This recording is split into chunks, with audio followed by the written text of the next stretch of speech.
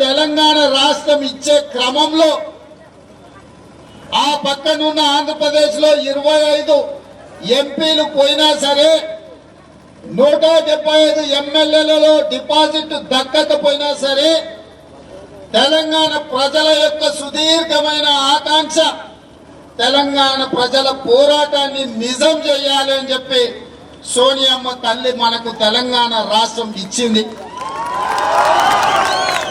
సోనియమ్మ తల్లి ఇచ్చిన తెలంగాణ రాష్ట్రంలో మొదటిసారి ఎన్నికలు జరిగినాయి. ఆనాడు కాంగ్రెస్ పార్టీ కార్యకర్తలు, కమ్యూనిస్టు పార్టీ కార్యకర్తలు, తెలుగుదేశం పార్టీ సానుభూతి పరులు, మైనారిటీలు, మహిళలు, హిందువులు, క్రిస్టియన్లు అందరూ ఒక ఆలోచన చేసిండ్రు. ఎన్నోసార్లు కాంగ్రెస్ వేసినాం, కొన్నిసార్లు తెలుగుదేశం పార్టీని గెలిపించినాం. ఒక్కసారి కల్వకుంట్ల చంద్రశేఖరరావు గారిని గెలిపిస్తే బంగారు తెలంగాణ చేస్తా అంటుండు కదా, బంగారు తెలంగాణ చేయడానికి ఒక మోకాయిద్దామని చెప్పి కల్వకుంట్ల చంద్రశేఖరరావు పార్టీని గెలిపించి రాష్ట్రానికి ముఖ్యమంత్రి చేసింది.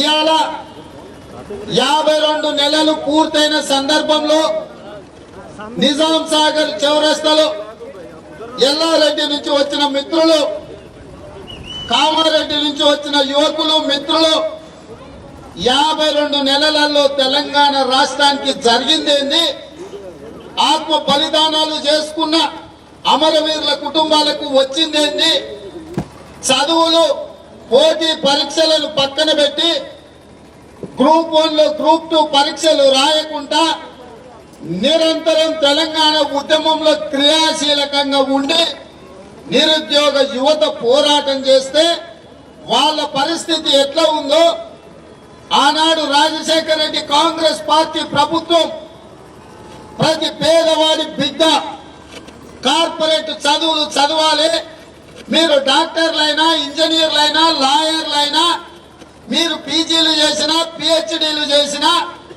మీ చదువులకు మేము ఫీజులు చెల్లిస్తాం. పేదోడి బిడ్డ, ధనవంతుని బిడ్డలు ఎక్కడ చదువుతుండ్రో, జూబ్లీహిల్స్ లో నివసించే వాళ్ళ బిడ్డలు ఏ కళాశాలలో జరుగుతుండ్రో, ఉప్పుగూడ, నింబోలి అడ్డలో ఉండే, చార్మినార్ దగ్గర ఉండే ప్రాంతాల బిడ్డలందరూ కూడా అదే చదువు చదవడానికి ఫీజు రియంబర్స్మెంట్ చేసిన,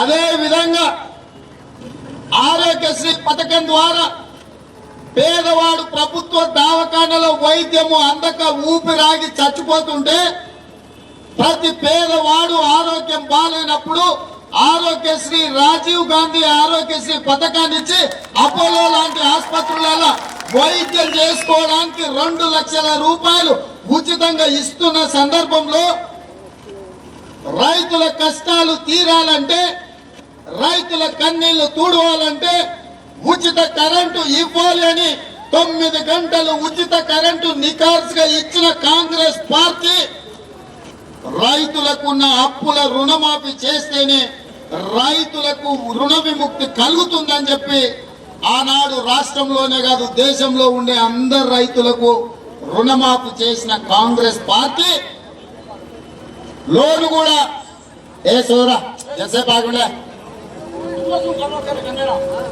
ఏ ఉండండి ఇవాళ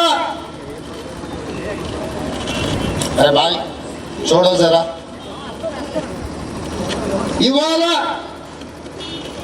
ఎన్ని పనులు మనము చేసినా కల్వకుంట్ల చంద్రశేఖరరావు గారిని ముఖ్యమంత్రిని చేస్తే ఉద్యమం సందర్భంగా 14 సంవత్సరాలు వారు చెప్పింది నీళ్లు, నిధులు, నియామకాల కోసం తెలంగాణ రాష్ట్రం 4 కోట్ల మంది యుద్ధం చేస్తున్నారని చెప్పిండు.